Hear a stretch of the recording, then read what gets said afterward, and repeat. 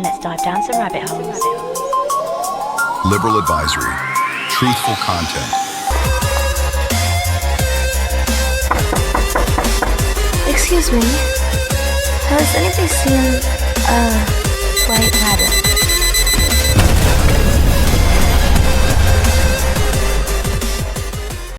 And welcome, fellow truthers and conspiracy junkies, to another episode of White Rabbit. I am your host, Catalyst Jones, and it's been cooling off outside, at least during the nighttime. And as it's hot as heck outside right now, we're gonna turn up the heat even more because I got one of my favorite people in the building with me tonight, Mr. Doc Brown. How are you doing? Hey, I'm doing good, brother. Hey, I don't know why, it might be just deja vu, but I feel like we were just here. I think Was this a dream? It's a dream, bro. It's been happening to me a lot lately where it feels like it. Yeah, but if you guys are listening or tuning in with us, we did have Doc Brown with us yesterday morning. We did a little dive into if or if not the rapture is a thing that we should even be discussing. And we got into some fun stuff. So if you guys want to go check that video out or listen to that is available. Today we're going to be getting into some funner thing. Well, maybe not funner, but a little bit different.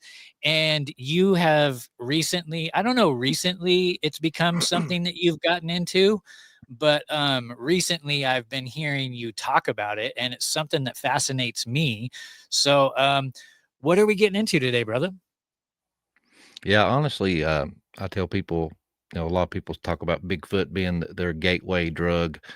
My gateway drug into all things high strangeness was giants. Once I discovered the giants, I was hooked.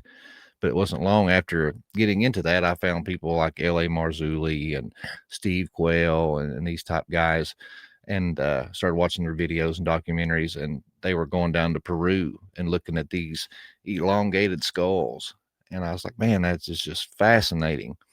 And got to looking into it, and they done all this research on it and DNA sampling, and basically they come to the conclusion and showed you scientifically that this was a hybrid race, and kind of went along with Genesis 6, where the fallen angels came down and bred with the daughters of men. And that's a story you have everywhere. The Native Americans talk about the star people that came down and bred with their women and took their women, and the Rig Veda. I mean, you could just go on and on. It's one of those universal stories. So it was honestly like people like L.A. Marzulli that kind of got me down that trail. And I'm just one of those obsessive compulsive type guys, man. I have to know, once I get hooked, I'm hooked. I'm a dog with a bone. So Yeah, I end up buying all kinds of literature and anything I can get my hands on the subject. I'm the same way. And one of the things that really turned me off is the History Channel when they started doing their ancient alien shows. I don't know why, but I already was in the flat earth realm at that time when that started becoming really popular. And so I never gave it any time of day at all, bro. And I had Todd Cave on the show in the early days talking about the Anunnaki and how they manipulated DNA to create humans. And it's a fascinating story, but I was also like, within 10 minutes of him talking, I stopped him, and I was kind of an asshole about it. But I was like, bro, if you're going to be regurgitating everything that is on the History Channel, there's no point in having this podcast. And then I actually shut up and listened.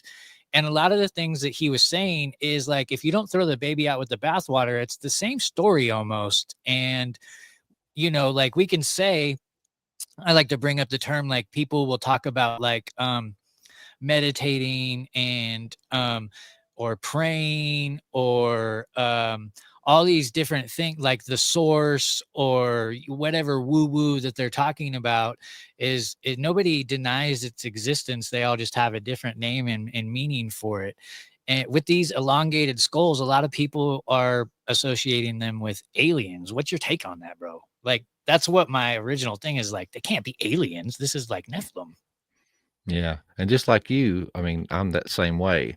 I think we get hung up on verbiage a lot. So we need to just look at characteristics of things. And if the characteristics are the same, call it what you will. It's the same thing. But us as humans, we're prideful people. Christians, we want to say, the way we communicate with God is the only way. And then you got people that meditate or things like that. I mean, that's basically what we're doing. It's just they Right. call it by a If different name. But yeah, we might say our prayers were answered, and they might say, I manifested this. right. But the only It's difference, I guess, with that would be is in that scenario, uh, you are like kind of taking God out of the equation. I guess, you could look at it that way. It's like this side saying, hey, God gave me this, where versus the other side is, no, I created this, or I got myself this, kind of not giving God credit. But as far as like the alien stuff, every time I watched that, I was actually fascinated by that show. But like you, I was frustrated at the same time because I'm like, they are all over the truth, but not on it. I mean, they're right there, man, but they're not on it. And everything they're talking about is in the Bible. They're just calling it a different name. And Timothy Alberino, I had him on the show, and I honestly had him one time, and I've been trying like hell to get him back. He's a hard man to get a hold of. But he said something that was pretty profound and stood out to me. He said the same thing. We get hung up on verbiage. He said, but if you take the textbook definition of an extraterrestrial or an alien, he said they're not of this world. And fallen angels, Genesis 6, they are not of this world. He said the ancient aliens say that aliens come down and messed with the gene pool and made a hybrid race. He said, well, the Bible says fallen angels came down, bred with the daughters of men, and made a hybrid race. They're saying the same thing. They're just calling it something different. He said, but at the same time, alien just means not of this world. He said, so God, his angels, Satan, all these characters are not of this world. So textbook definition, you could call them an alien if you wanted to. correct. A textbook definition, God would fall under that definition as well. And I love it when they use the term extraterrestrial as a flat earther. That just means extra terrain, meaning extra land. And so we can also argue the fact that, maybe humans and these beings that we know about that we call the Nephilim weren't the only things around here, because there are mentions in the Bible of things that are the beast of the field. And the beast of the field to me is something that's different than just your average beast, as in like a cow, a bull, something like that, because the way that they're talked about and text that I haven't read myself, but I've heard people talking about, there is specific laws that were broken, like foundational laws that have been broken, which is why ultimately we were given, we were inherited the land before it was, before Adam and Eve backstabbed it. But I'm rambling here. But the beast of the field to me is something different than the Nephilim, and that could be something that lives on the extra terrain, if you want to, get as crazy as I do and believe that there could be different civilizations outside of the ones we know about. Yeah, and me, I like the term like interdimensional. It's like we all occupy the same space, but it's like and I'm not a scientist, but like frequency, vibration, something that your eyes tuned to just can't see it. There'd be angels or demons or ghosts. I mean, all around you, watching you in the shower and whatever else. I know that's kind of strange, but But we just can't I see them. believe it happens. I believe it Yeah, happens because we know that there's disembodied spirits, right? And there is the story when Jesus was casting out a demon, and the demon begged him to go into the body of the pig, because he knew that, that's just a. But the beast of the field, I'm thinking, is different things, like oh, it like can I be. told you, like I told you yesterday, I am a new Christian, and I am going through it from front to back for the first time. And, so I'm still learning things along the way. And I have preconceived ideas from listening to people talk, my upbringings that could be 100% wrong. So some of the things that I'm saying tonight, could be like, this guy's an idiot. But just know, man, I'm just an infant still when it comes to this stuff. Oh no, and then you talk about the lion-faced men of Moab, Esau, covered in hair from head to toe. Um, you got the Amalekites, who their name means the blood lickers. Sounds a lot like vampires and cannibals. All this stuff's in your Bible, and then throughout mythology, centaurs and minotaurs and all these hybrid type creatures. When you get into jubilees and even Enoch and them, that talks about, it says that they even sinned against the beasts of the field and the birds of the air.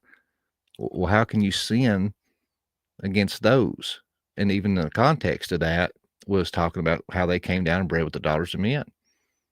So there's a lot of people that believe either they bred with these animals, or like the Anunnaki type angle, done some DNA splicing and made these like hybrid type creatures.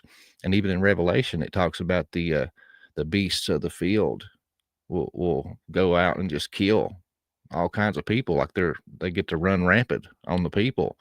And I wonder if that is what we call today the Bigfoots and the dog men and things like that, these hybrid creatures that either fallen angels made, or our government with fallen angel information and technology might be tampering with in some underground bunkers around the world. To me, that makes a whole lot of sense. You're cutting out really bad. I hope it's not me. Am Uh-oh. Can you hear me okay, brother? Yeah, I can hear you good. Okay. Can you not hear You were me? cutting out there yeah, hopefully people in the chat will let us know if we are coming out okay. Trebles is in the chat. Hey buddy, can you hear us all right? Hashtag all look right, it we'll up, just keep homie. Yeah. Hashtag look it up, man. Go check out Paranoid Radio if you guys are not already subscribed to that channel. That guy is amazing. And speaking of subscribe to, like we talked about it yesterday, because you were just on the show. So we kind of just jumped into the meat and potatoes here, but we didn't talk about what it is that you do, brother. So if this is everybody's first time listening to White Rabbit, who the heck is Doc Brown?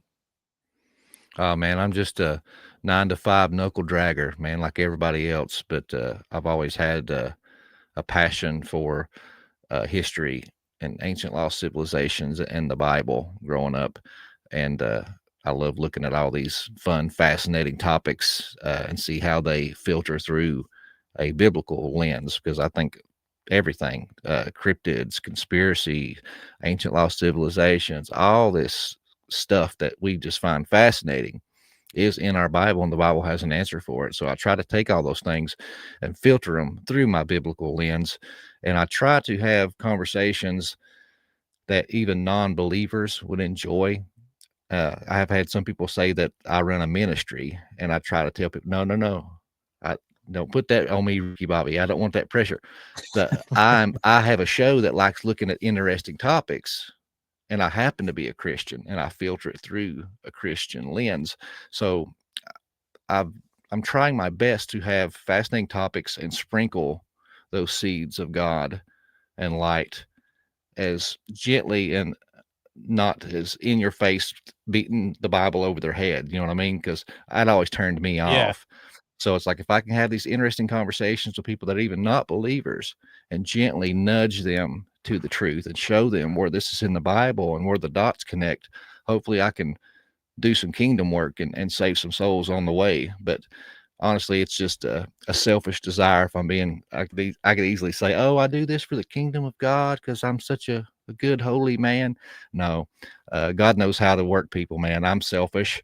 I have selfish desires, and I want to learn all this nerdy stuff that I can, and he just happens to use it for his good. But my show is Prometheus that's Lens awesome. Podcast. Yes, Prometheus Lens, and you're still blessed enough to be on YouTube, which is awesome. And speaking of YouTube, we are not on YouTube. Gray Pill just asked where else this is streaming besides X. We are also streaming on Rumble, brother. And Patreon. Actually, no, not Patreon today. So yeah, Rumble and X is where we're streaming this. And if you guys are not already following on those platforms and you're just listening to this, man, are you missing out? Because Doc has such a beautiful face and it's here blessed right now. And you could be getting this live instead of like 3 to 4 days later. You could be watching this with us and be talking crap in the chats, just like Gray Pilled, my buddy Infamous Parasite. Oh, I always say that wrong. But my brother Jeremy and Paranoid Radio is in the building, and they're having fun as well. So, Doc, you were able to get your hands on one of these renditions of a skull. It's like a molding of an actual skull, if I heard Mm-hmm. you correctly on a show. Dude, how awesome is that? And what is it like compared to like one of ours? Is it like noticeably different? Yeah, it's very noticeably different. But this is one of the Paracas skulls from Peru, and when L.A. Marzulli went down there, he took like the all-star, Christian fringe team with him. He had Mondo Gonzalez, Dr. Judd Burton, Dr. Aaron Judkins, Joe Taylor, just all kinds of just superstars in this space and studying these things. And Joe Taylor is the one that actually made the molding of the Paracas skulls. And so with that molding, they made castings and things like that. And that's how I was able to get a hold of one. But I actually found it through Etsy. So it's pretty wild. I don't know if they sold the blueprints for the mold or if someone else maybe did like a 3D scan of this thing. But it's a juvenile skull. But even as a juvenile skull, it's very, very different. And I call it Ed the Head. And I've took it around to different conferences and stuff with me and had a bunch of people sign it, but it's so life size to the actual one. I've had L.A. Marzulli hold this thing and sign it, and I've also had Dr. Aaron Judkins hold it and sign it, and both of them were amazed. They said, "Man, that thing is amazing. It is perfectly to scale, and it's identical." Holy cow. Yeah, Man, and here's the thing. has anybody done a rendition of where you like put the tissue and skin back on it to see what it would look like? Although they do that with dinosaurs and that's a fucking joke anyway, so I don't know. Interesting. Wild looking, ain't it? It is crazy. And like why do you think they chose those colors for the skin? Do you think that has to do with books that that they read from to try to reference that? Or is it just somebody's imagination?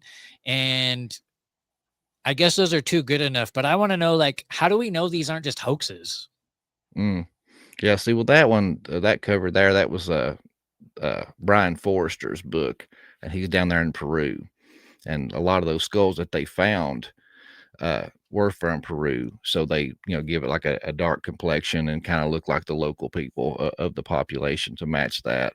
But they're found everywhere. Peru gets all the attention, but man, they are everywhere. They found them in China, Siberia, South America, North America, the Oceania regions. There's actually islands in the Oceania region that still practice head binding to this day. And what's crazy is mainstream archaeology wants to say that all of these are head binding. Now, nobody is, no one's been able to prove or even make the claim that these are fake. Everybody's unanimous. They are real, but they try to scapegoat the supernatural, and they say, "Oh no, all of this is from head binding." And for those that's not familiar, head binding is a real thing, and it's So where is neck they take binding and but they take a rope and they tie it around their head when they're young kids and the soft cap's not closed yet, and they put so much pressure on this skull and form it to the shape they want, or they take boards and put them on each side and then wrap them with rope. And my number one thing is the whys.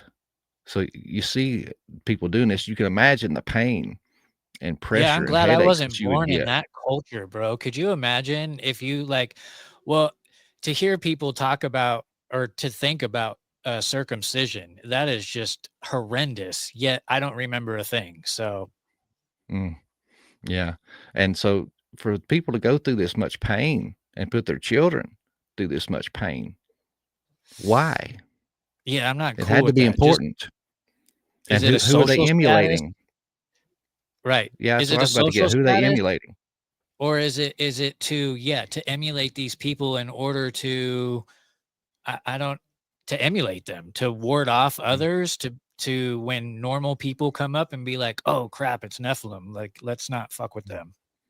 Yeah. And the locals, they all say, like in Peru, that they were emulating their god kings. And that's what they say. They're god kings. And so all these uh, archaeologists and scientists and stuff say, "Oh, it's all headboarding." Well, thank God, L.A. Marzulli and this team went down there with a biblical worldview and actually searched these things out and did just a really good examination of these things, because they did DNA sampling. They measured all these skulls. The eye orbits had optometrists there. I mean, they just did a really extensive job. And some of them were from headboarding, but many were not. So I'm And sure they've you could be able scientifically to tell proven the it. difference, right? You should be able to tell the difference, I would think. Yeah, there's telltales, and I'll kind of walk you through some of them with this guy here. Okay. Number one is all humans, even the all the ones from headboarding that have elongated skulls, without exception, they all have what's called a sadrasutral line. And basically, it's a line that runs up your head and splits off like into a Y in the back. Well, even all of your elongated ones still have that sadrasutra line. Elongating the head does not change that. But if you look at this guy, there is no sadrasutra. But if you look on the back, you see that Y split? Yeah. It's kind of vague with this angle, but there's a Y split right here. Well, I see a soft spot right there, like a little where it should be on the very top if it was waterboarded, right? Or headboarded, Mhm. I mean. Waterboarded. Yeah, CIA thing. they cone it. And so that's one telltale, is some of these they examined didn't have sadrasutra lines. So elongating the head does not get rid of that. That's programmed in genetically. And The then nose another looks thing, different to me as well. yeah, is this all the elongated heads does not increase the brain casing volume. So they'll take like rice or something like that and pour into these skulls and see how much they can get in there, and they measure the volume. But these ones that were missing their sadrasutra, they're 20 to 30% larger in brain case volume. So there's another telltale that the elongated head binding ones do not have. And then if we look at the front profile here, like I said, this is a juvenile, and put next to my head, you know what I mean? It's not that much smaller in the features, but the head is elongated. But the eye orbits, they're huge. It's almost like these, the alien depictions of these bug-eyed creatures. The optometrists that came with LA measured these, and they were 25 to 30% larger. And so the optometrist said, same thing. All the ones that were deemed from headboarding, it did not change the size of the eye orbits. And so he said, if the eye orbits were 20 to 30% larger, then it would be safe to assume that the eyes and pupillaries would have been 20 to 30% larger too. He said, and the distance between the eyes here are shorter. He said, this creation here, this whatever you want to call it, entity, uh, is built like a predatory night animal, like an owl. He said, so the optometrist believed by studying this thing and looking at it that these people had night vision. And it Now, goes along with a lot of the legends. do we have any depictions of these things in ancient writings, texts, carvings, anything like that? Oh yeah, especially like in Egypt, Akhenaten, his wife Nefertiti, a lot of depictions of these quote unquote god kings with these Is that elongated heads. is that why they're always depicted with these big long hats? I And think so. is that possibly why the Catholics higher ups are always wearing those huge hats like that as well? It could very well be. But some of those, like the ones I was talking about, the Nefertiti and Akhenaten, a lot of people suggest that those headdresses were to cover this. But those two specifically, we find hieroglyphs and carvings of them without their headdresses, and their heads are elongated like this. And there's even one with Nefertiti uh, holding up a baby, which was King Tut, but it was holding it up uh, to the rays of the sun, to Ra, and even that baby had an elongated skull, just like the parents. And I'm sorry. Um, no, you're good. I was just thinking, learning about King Tut in school, and who knows what, uh, what was true that we actually learned when we were learning about Egypt history. But he was an adolescent when he began his rule, correct? And Hmm. so you would have to be, could you imagine if you were to give the keys to a kingdom to a 12-year-old, like just a normal human 12-year-old, and it would collapse that very day, you would think, right? And if I'm also not mistaken, he had a lengthy rule. It was short actually. I Okay. think the narrative was is he developed some kind of sickness or disease or something, and he died. He only ruled for like a handful of years, but they say that the what do you call it, the higher ups that were in the court, like the friends of the family that been helping his father and stuff, kind of stepped in and guided him and helped him rule when he was. Now, do you think that he was of one of these skulls? Do you think that also, like, why in the fuck is he so, I'm sorry for using the F word so much. Why do you think he was so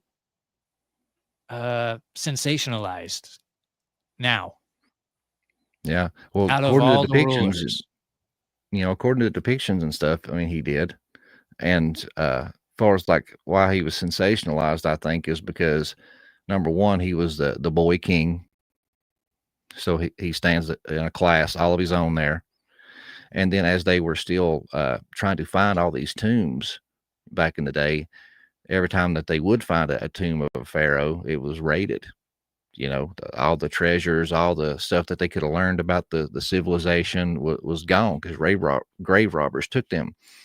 But they started digging in that Valley of the Kings, and they started actually finding stuff. But when they actually, King Tut was the first intact king's tomb that they had found.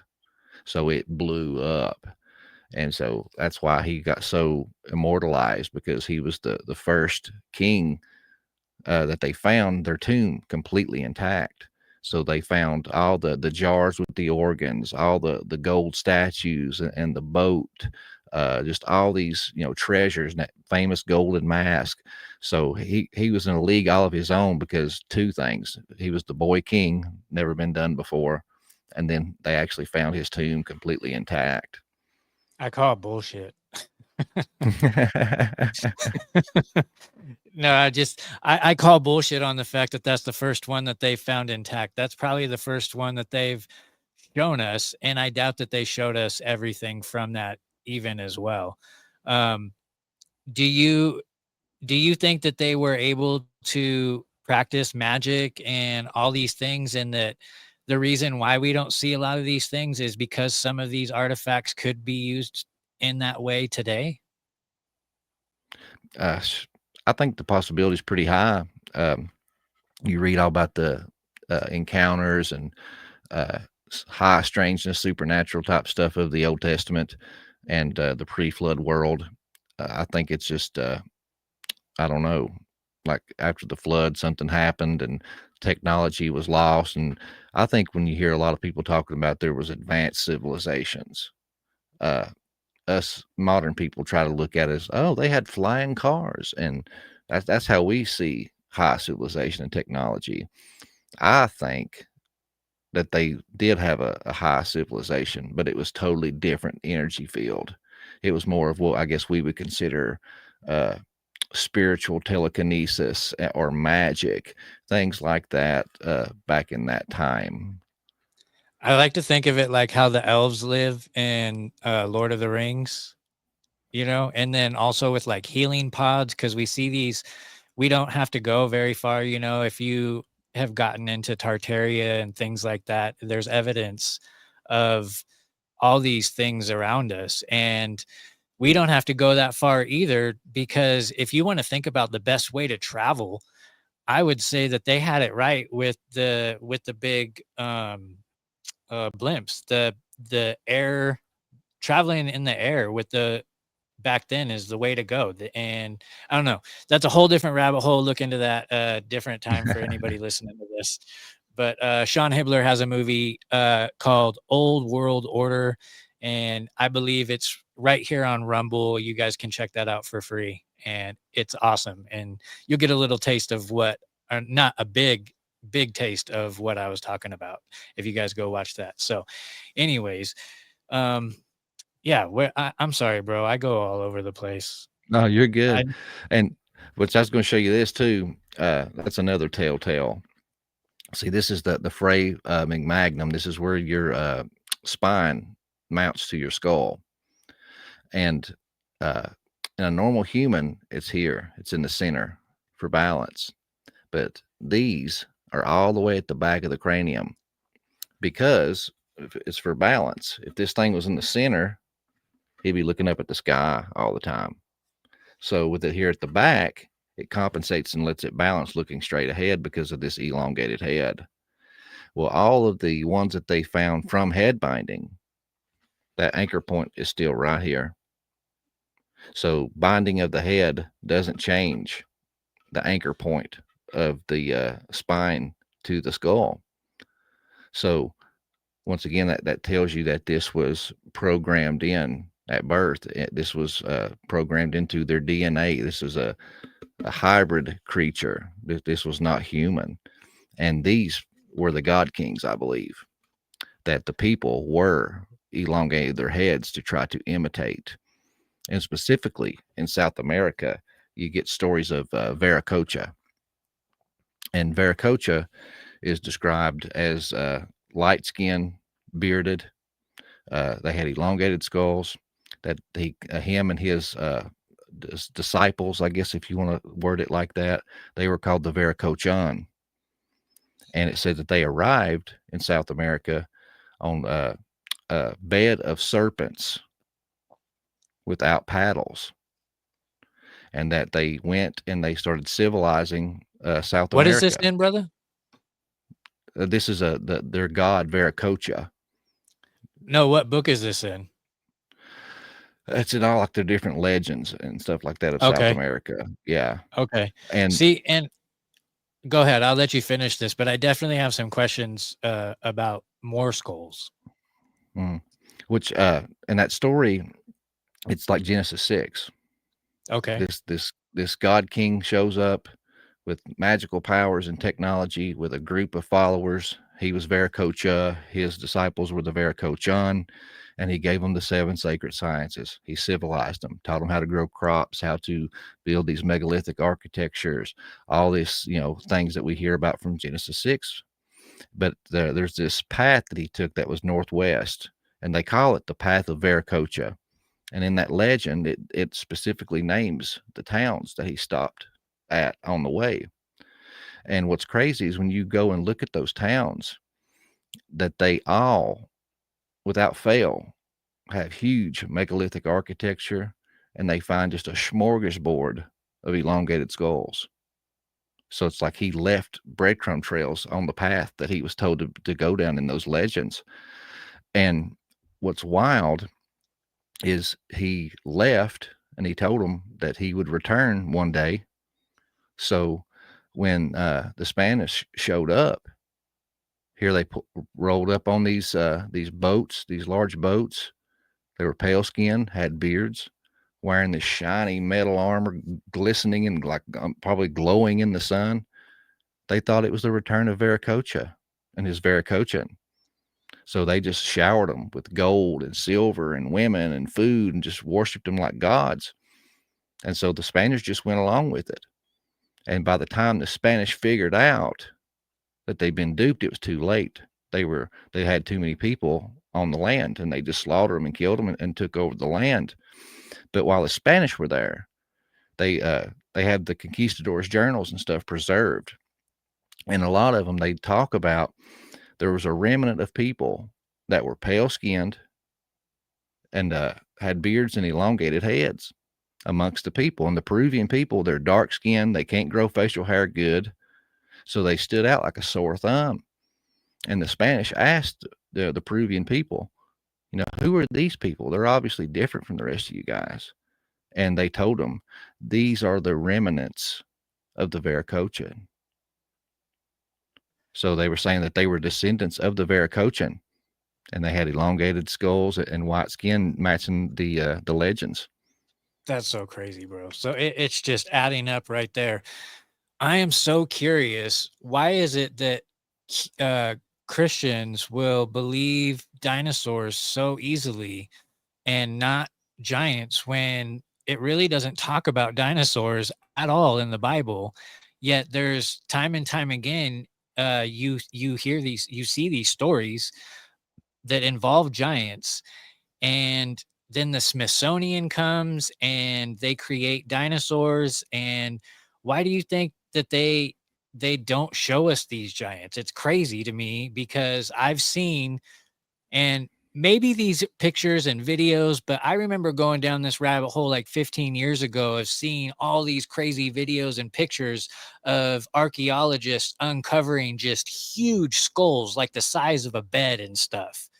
What do you think about those? Is there any, you think there's any validity to those things being legit, or these skulls with the elongated skulls like the one you have, you think that these are like the only ones that we could call legit?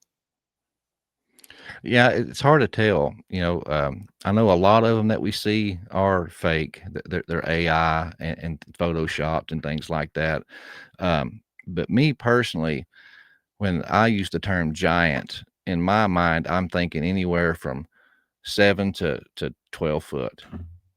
And there's lots of newspaper articles and books been written. I think, what was the name of it? Giants of America or something like that was a book, but it was just a book full. And this thing was like this thick of newspaper articles of farmers and different people just finding all these giants. And they all, measure from 7 to 10 foot typically without fail. And a lot of people want to desensationalize a 7-footer. A 7-footer is a giant, bro. But you are desensitized because you see a few on your TV in the NBA. If you look up the statistics on that, it's like less than like 2% of the population that reaches that height. I mean, just because we see them on TV all the time, we think it's normal. That's not normal. And I'm not saying Shaquille O'Neal and all these guys are Nephilim. That's not what I'm getting at. But I'm just saying. Are you sure? It could be. But as far as like, I think people get these really sensational views when they hear giant. They think 30 foot, 40 foot, crazy tall. And they might have got like that in the pre-flood world. I believe everything in the pre-flood world was bigger, badder, stronger. And you can find that in the fossil record. You Right. can look. Oh man, some of these trees are incredible. These Yeah, trees that people are talking about and showing videos of. There's a lot of cool things out there that they kind of dismiss and don't show us. That is, if they did show us, I think it would give more validity to the Bible being something that's legit and real. And so I think that's one of the main reasons that they do hide these things away from us, yes. because we're more easily controlled if we're not following Christ, I believe. Yeah, 100%. And when like I was saying, when you look through the fossil record, you find I won't say all, but a large majority of the pre-flood fauna you find in modernity. But the big significant difference is the size. So when they go digging through the fossil record of this, this flood, they find turtle shells. Today, a modern turtle shell, this big. They find turtle shells this big. They find a pre-flood eagle skull. That thing's this big, where a modern one's this big. The trees, we got trees, this big around, but they find in the fossil record, like, the sequoia redwoods, everything. Could you is imagine bigger, living? better, stronger. It would be like that movie Journey to the Center of the Earth, where you're like running and there's like birds trying to grab you, snatch you up and stuff. That would be insane to live through those times. And Yeah, a but lot you'd of be the bigger time, too, though, because the people were bigger. I think the people were bigger, and that's why even the lifespans were so much longer back then. It was a Garden of Eden style atmosphere. that makes sense. That would make sense. And that would make even more sense of why they're trying to hide these things from us today. And then give us things like dinosaurs to, totally distract us and be like, oh, this is what we're pulling up out of the ground. It's not these things that are talked about in your Bible. It's these things that actually would not be able to stand, walk, or hump if they were legit things. But anyways, you guys go have fun believing your dinosaurs and your outer space and all that cool stuff. What are you getting into there, brother? I was trying to see it. I got all kinds of cool like pictures and stuff. Here's the actual skull of the replica that I showed you. Oh, wow. So, And let's see. Oh, and here's another thing too. And forgive me because I'm a redneck and I can barely speak English. So when you get these big English words, I struggle. So I was just going to show you. This is like a diagram, and they got all the different little things pointed out. And some of the things I'm going to talk about here is like you have holes in your face. All of us do. And it's for nerves and arteries. Like right here, you see those holes? There's a set of 2 on each side of the cheekbone. And there's also, which is mandibles missing, but on the mandible, there's a set there and a set there. And also on the outside of the cheekbones, which you can kind of see it right there. So every human has these sets of holes. And I'm not even going to attempt to say these names. They're crazy, ridiculous. I wouldn't remember them anyway. Hashtag look it up. But there you go. Yeah, but there's an extra set of holes that only these elongated skulls that they've proven to be genetic have. And it's wild, dude. Because it says every person has 3 pairs of small holes. And where's it at? Here it is. Almost all, if not all, of the elongated skulls of the Paracas area also have a 4th pair called the parietal foramen, which is very uncommon. This parietal foramen are present in the elongated skulls to assist in blood flow due to the non-normal shape of the head, and would be an evolutionary development. So That's were very born interesting. These extra set of holes to compensate for this long head. So that would make total sense. And also my question was going to be, is these extra set of holes only specific to that area where that was found? But you answered my question as you continued along. So is there any other similarities or differences in the elongated skulls found around the world that we should be taking note of to give it more credence? The only ones that I've actually took a deep dive on is the ones in Peru, because it's the ones that has the most readily available information, and the people's actually went down there and studied these things, because the Peruvian government is pretty open. If the people are wanting to come and dig and do archaeological things and study things of their country, they're welcoming with open arms. But a lot of these other countries that it's found in, they close the gates. They're isolationists. They've even found some of these in China. But we even know that from satellite views, there's pyramids in China. It's just overgrown with grass and stuff like the jungles of South America. The wilderness just devours these sites, and you don't even know they're there until you start digging and peeling all the vegetation away. But China, they don't want outsiders coming in. They are total isolationists, so they hide and suppress this kind of stuff. So I've not actually took a deep dive to see the research on some of these elongated skulls throughout the world. They might be, and that's something I honestly need to look into. But as far as my knowledge, like off the top of my head, there's nobody that's actually went and studied these things so thoroughly like these Paracas skulls have been studied. That's amazing. You're also talking about the pyramids and how they pop up everywhere and they're overgrown. And that made me think of these mounds that I'm hearing a lot about that are also everywhere. And then I heard somebody talking about the baseball mound actually being something that has to do with giants. And that was a long time ago, I think. And now I'm starting to put that together. You have any more to add to that? Because I have like Swiss cheese when it comes to all that with the mounds and the giants, but I can see how they all tie in together. Yeah, and see, studying people like L.A. Marzulli, Fritz Zimmerman, especially Fritz. He's the mound man. He actually traveled and documented every mound in the Ohio River Valley.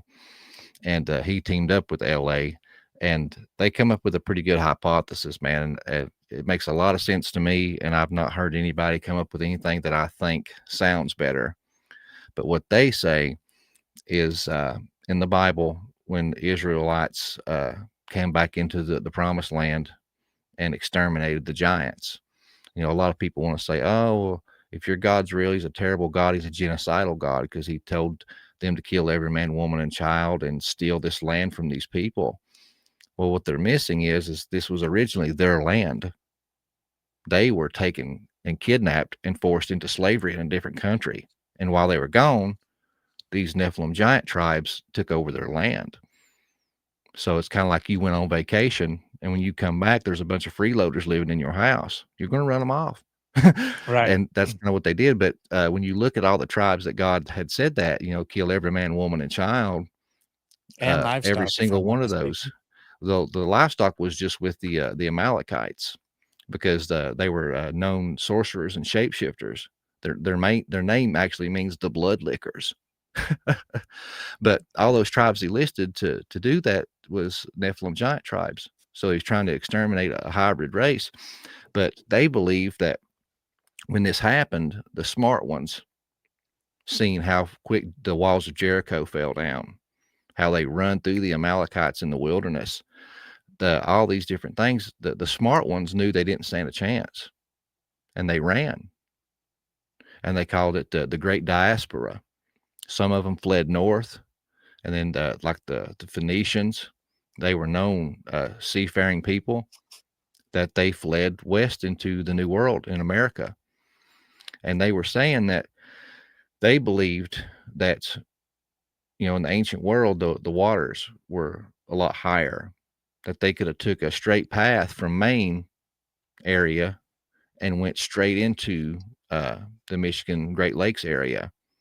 And there around Isle Royale is a huge copper mine. And they've studied it and done all the math, and it's like hundreds of tons of copper that are missing from these copper mines. And it tests at 98.8% pure. It's the purest copper in the world. But they find that everywhere, every continent of the world. And they know it come from Michigan because it's the only copper that tests that high in purity. So they're saying that these Phoenicians, these giants, come into the New World, mined all this copper out there in Isle Royale, and then they fed the Bronze Age. They were taking it back to all these different countries and peddling it and selling it, and they were literally fueling the Bronze Age. But the ones that stayed behind, they civilized there. And then from those lakes, it ties right into the Ohio River, and it leads right down the Ohio River Valley, straight path. And without fail, that's where you find all these mounds, without fail. And they have a lot of Phoenician stuff attributed to them. At that Isle Royale, they found a huge stone that someone had carved a Phoenician style ship into the boat. And Fritz, I think it was last year, he discovered the Newark hinge. That mound complex has got a hinge. It's got an opening, and that thing lines up perfect with the sunrise on Beltane, May the 1st, and that's the holy day for the Phoenicians that worshipped Baal. So there's so many things pointing to these giants in North America. Man, that's crazy. And that reminds me of people talking about the Mississippi River too.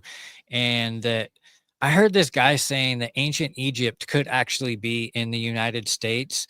And he tied it in with the Bible too. And he was talking about when the Titans rise up, and he pinpointed it in Tennessee. And he was like, and it's very interesting that that's what they decided to name their football team.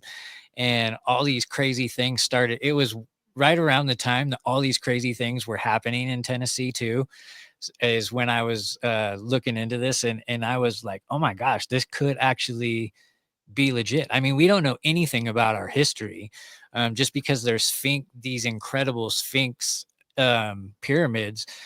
I don't know. What do you think? Is there any dirt that could hold in a shopping cart with this ancient Egypt actually being in the United States?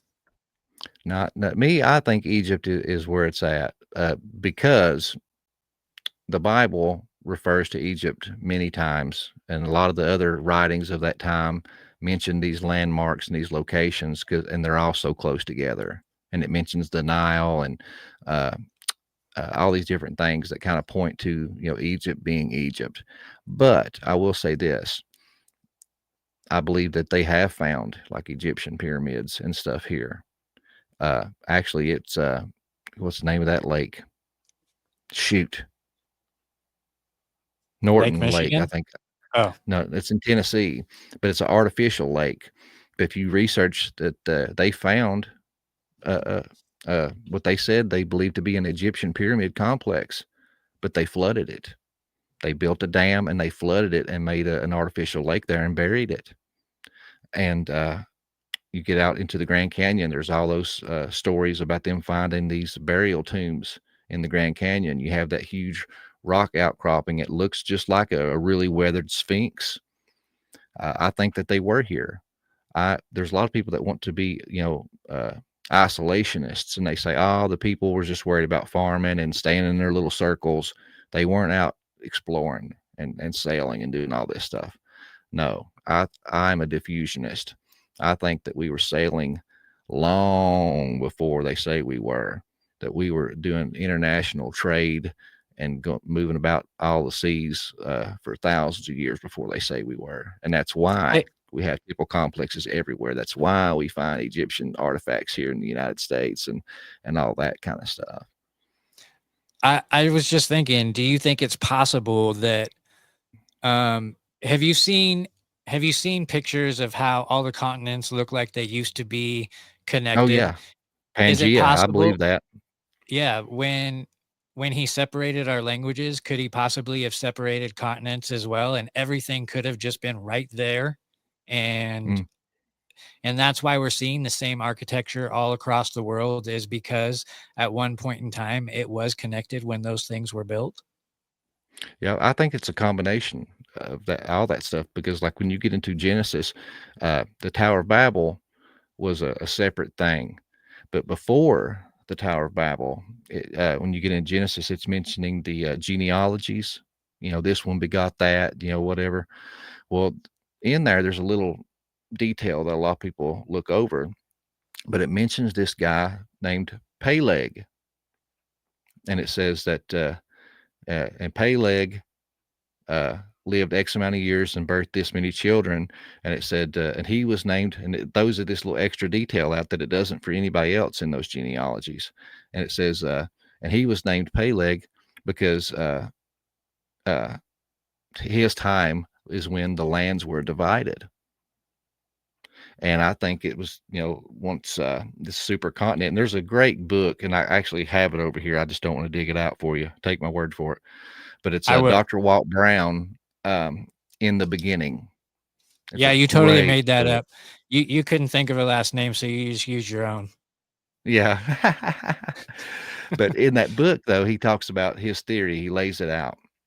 And for the people that are flat earthers, please don't throw stones at me. I'm telling you what this guy said, and it makes sense to me. And he's a glober. But he said that he thinks that, and he worked for NASA, so this is a smart dude. And I know that's probably a red flag to flat earthers too. But he believes, he's a Christian. He believes that it was a Pangea thing, that all the continents were connected. And then what the Bible talks about, this great flood, it says that it rained. But what a lot of people overlook is it also says the waters from the abyss burst forth. So the fountains of the great deep burst forth. So water was coming from both directions in this event. And he shows the oceanic ridge. And this oceanic ridge is a fault line that runs like a seam or stitching on a baseball. And with the globe model, it shows this oceanic ridge wrapping all the way around and connecting again, just like basketball threads or baseball thread. And he said that these are the fracture points. And so he says when they were all together, he said either it was a comet, earthquake, something happened to trigger off these events. And he said, and what happened was, he said, the Bible says that the waters from the abyss broke forth. He said, I think this oceanic ridge is where the water burst forth, and it pushed the continents apart. And he said, and all this water rushing up, he said it made all the tectonic plates push also across the world. He said it caused volcanoes to erupt, triggered more tremors and earthquakes. He said the soot and ash from the volcanoes darkened the sky, lowered the temperatures on Earth, and brought the first ice age. He makes so much sense with this, but he says that once it traveled so far, it met resistance in the plates. And just like a car hitting a wall, the hood rolls up. He said, and that's how you get all the major mountain ranges of the world today. And what's crazy is when you look at these oceanic ridges, without fail, every single major mountain range in the world lines up perfectly parallel with these oceanic ridges. It's like a mirror, because this is the buckle point where the mountains jolted up from the resistance that it met in the plates. It's pretty fascinating. It is fascinating. And, I look up out my window right there is Job's Peak, which is the tallest mountain in Tahoe. And, that lake, people still don't know how deep it is. And there's myths that there's underground rivers that connect Lake Tahoe to the Pyramid Lakes and a bunch of other ones. They talk about people will drown in Tahoe and they'll find the body washed up at Pyramid Lakes, which is like a 2-hour drive from here. I don't doubt it. And then also Charles Manson was obsessed with this place out in the Nevada desert that it is called the Devil's Cavern or the Devil's something. And it is also an underground river, but there's an opening to it out in the middle of the desert. And there was kids that went out there and actually drowned because they were trying to check it out. And then Charles Manson sensationalized it because he spent like 3 days out there doing some ritual. And anyways, all this stuff is connected, and I'm just connecting these things out loud, honestly, bro. No, I have to work things out verbally also. And like, So was it Jordan Peterson? He talks about his discussions that he used to do back in the day when people would, pay to pile into an auditorium and he would just talk. I remember he used to say that all the time. He was like, he said, everybody talks about this as some kind of special thing or some kind of great scripted thing that I make out and take time to make out. He says, it's really not. He said, I just have ideas. He said, and I just talk them out and you get to listen.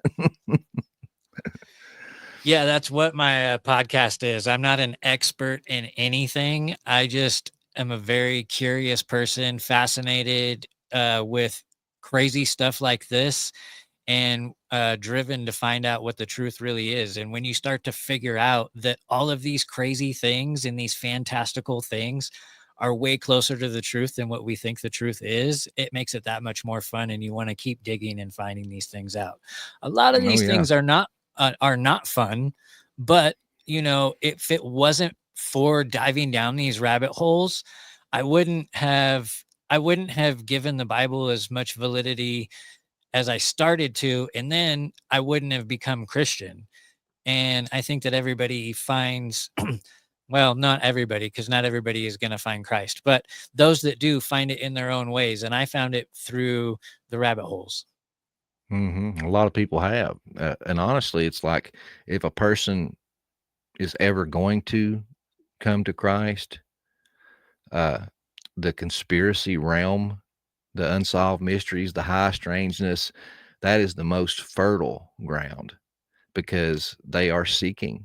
They want truth. They know there's something bigger than themselves out there. They know that we are living in a world that we've been lied to, and they're seeking truth. And whether they realize it or not, they're seeking God.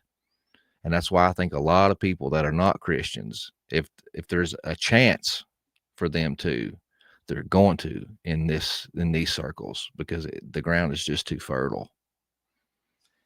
Yeah, I couldn't agree with you more. And I think that it is becoming apparent more and more that people are coming to Christianity that are in this realm. And I think that's a beautiful thing, because I remember 10 years ago thinking about what we're going through right now, knowing that it's coming, and being scared so bad of having to live through this. And uh now that I kind of know what to expect and what's coming, I'm not scared to die. Like, I almost welcome it. Like, I'm not going to step out in front of a truck or anything like that, but when when it comes, I'm not freaked out because I kind of know what to expect after the fact. And Mm. it makes it a lot more easy to digest the fact that one day we do have to come to our demise. Well, yeah, and it's a surrender.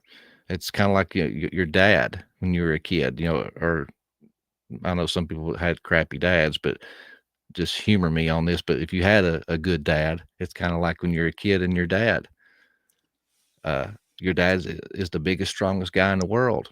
Whether he truly is or not, he is in your eyes. And doesn't matter what situation arises, you could be scared out of your mind. But when your old man comes up to you and puts his arm around you, that just leaves because you know you're taken care of. He's got you. And I think that's how I look at God.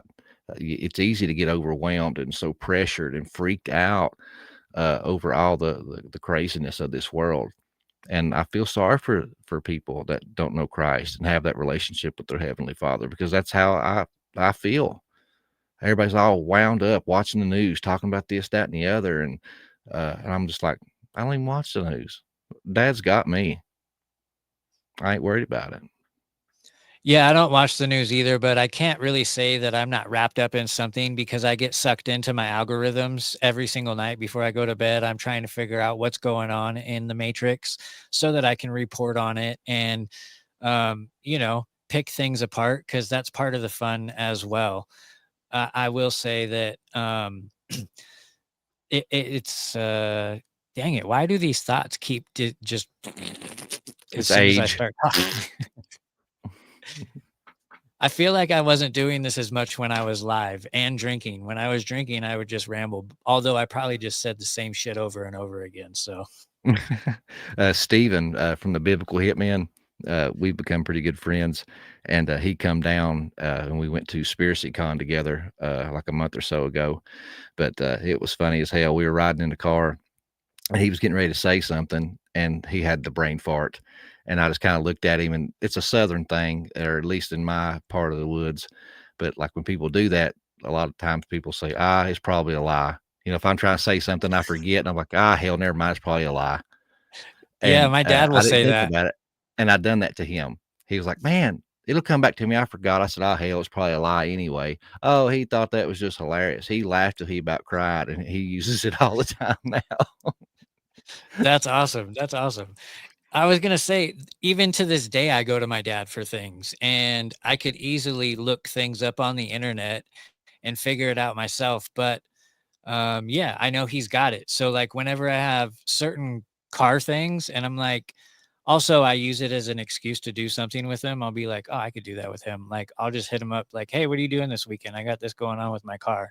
And then sometimes he'll look at me like, I know you could have figured that out, but so yeah, I still to this day go to him, and I know exactly what you're talking about because I throughout the day all the time, maybe not necessarily praying in a formatted way, but I'll be having conversations with God all throughout Yeah. the day. And I'll ask him how to handle I'll be walking and I'll be like dwelling on something and I give it to him.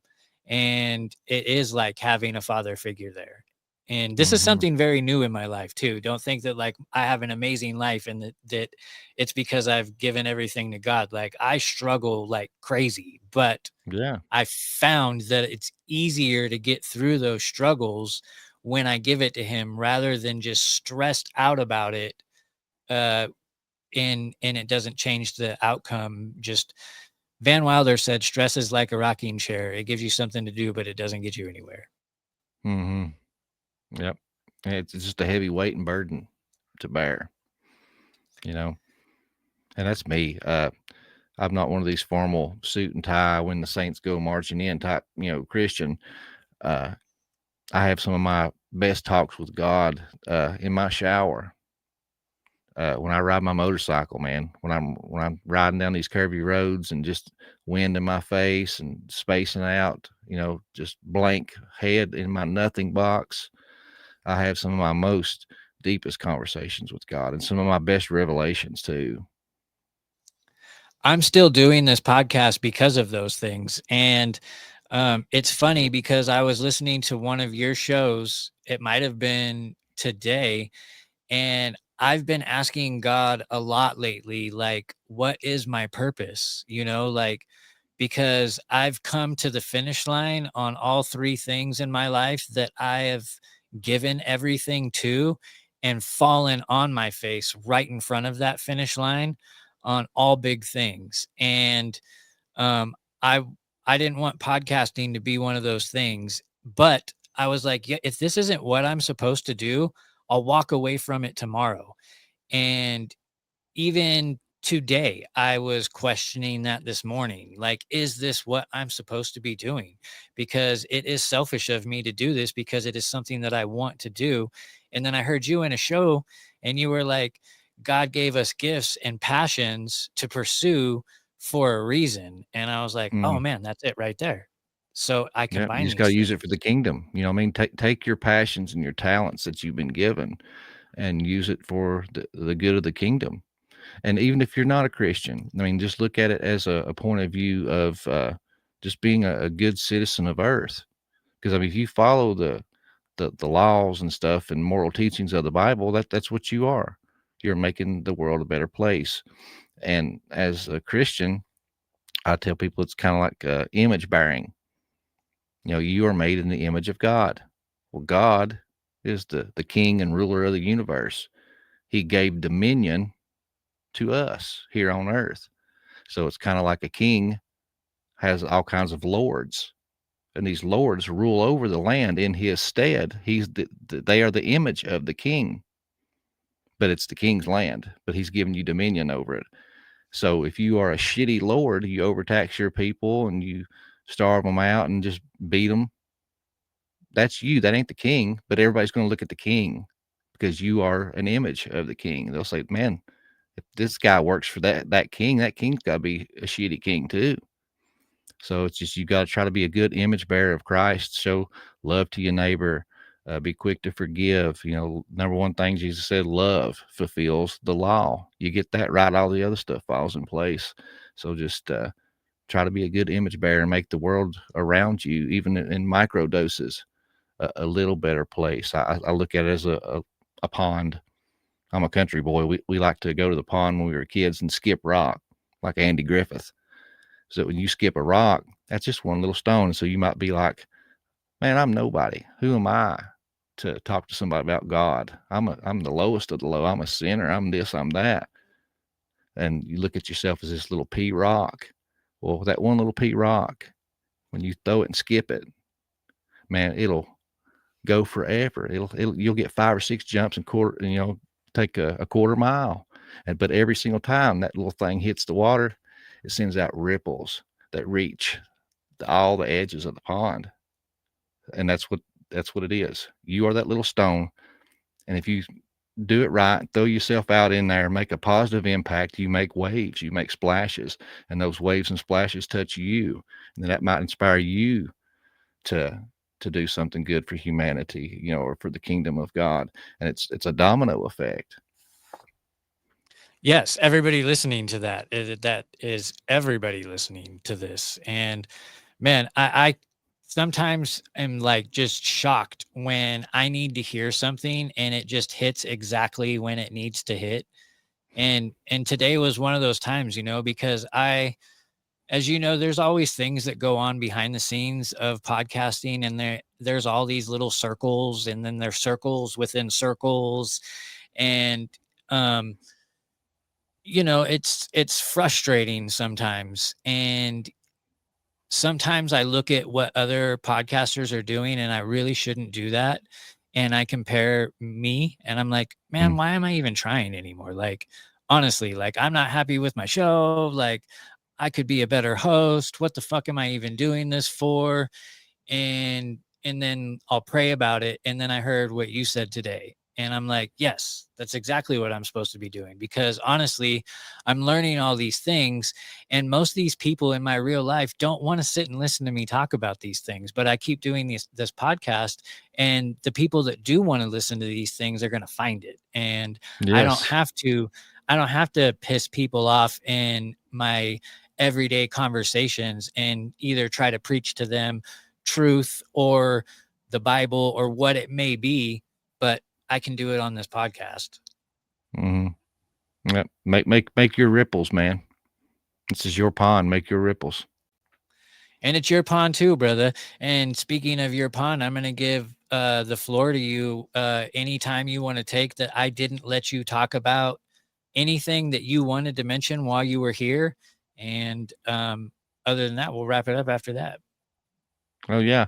Well, the only other thing I guess I wanted to show to wrap up the whole elongated head thing is you even have depictions in some of these conquistadors' journals and stuff. And this was an infant with an elongated skull. So it shows you, I mean, this was genetic. And they even have a mummy. They found a mummy with a baby inside the mother's womb, unborn, with an elongated skull. Bro, I totally forgot to bring that up, and I want to give you the floor to talk about that for a little bit, because I find that very, very interesting. There was actually people that went to test this to decide or to see if it was faked or not. And from what I understand, the people that went there walked away with the belief that this was 100% legit. Yeah. And here's one that's one of the more famous ones in Peru. Now, this is just not a skull. This is a full body. Wow. How tall is this thing? 19 centimeters. In English. No, wait a minute. 19.68 inches. Oh, so it's super small. Oh, that's an yeah. And that's look, a baby. The soft then? cap is still open. So it's a baby. And it's before the age that they start binding the head. And look at these huge eye sockets. And then look here. Those are molars, bro. That's crazy. So they're born with Infants teeth. don't have molars. That one Adults does. do. These come in after your baby teeth. Right. And then they done testing and they said this is not a dwarf neither, because they thought people would say, oh, well, it's just a dwarf. Well, no, it's not a dwarf. It's just a normal, well, no, I wouldn't say normal, but this is a humanoid species. The- And it was an infant because the soft cap wasn't even closed, but it had a set of molars. is that And infant that one's named Wikey. so that the infant was born already, but the mummy that they found that had that was with baby, do you know off the top of your head how tall that was? Was it a giant? Now, The I mother? think you might be talking about those the Peruvian mummies or the Mexican mummies or whatever. That wasn't what I'm talking about, but they have done a lot of scans on that, and they're still debating on whether that was if it's real or not. But they did say that they believed there was a unborn child in that womb of that one Am I mummy. mixing up The my Nazca, the conspiracies? Was Nazca, that wasn't Nazca an mummy. was it an elongated skull mummy? Or am I getting Yes, my conspiracies mixed up? Okay. yeah, it had an elongated head too. And the one that which I can't remember the page number, but it was in this book here.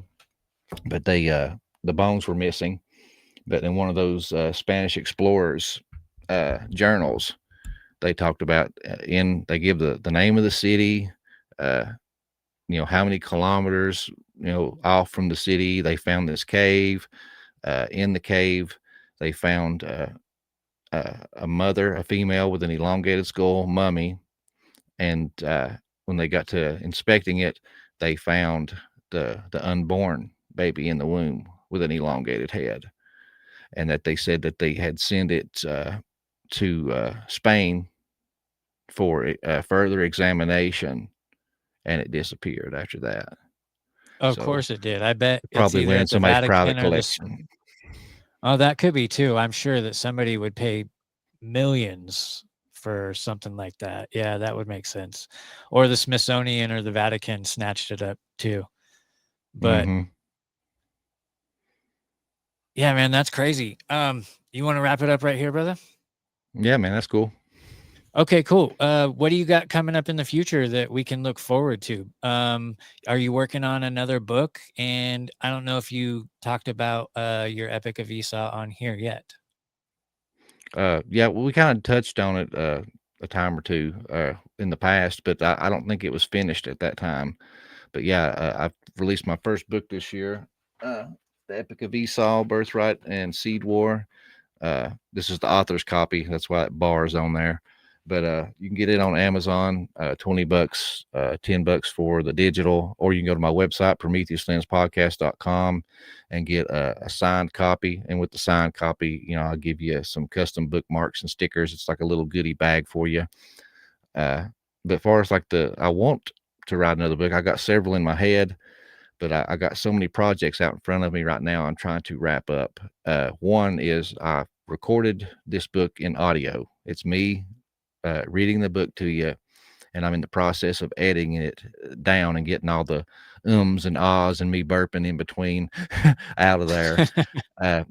It's 15 chapters, and I'm on chapter 12 right now. So hopefully by the end of next month, if you guys can't read or just don't want to read, you can have me read it to you. So Man, I that's got that exciting. in the works. That's exciting news. I'm gonna definitely download and listen to that because It puts when you to sleep, Trebles, and you listen to it before bed.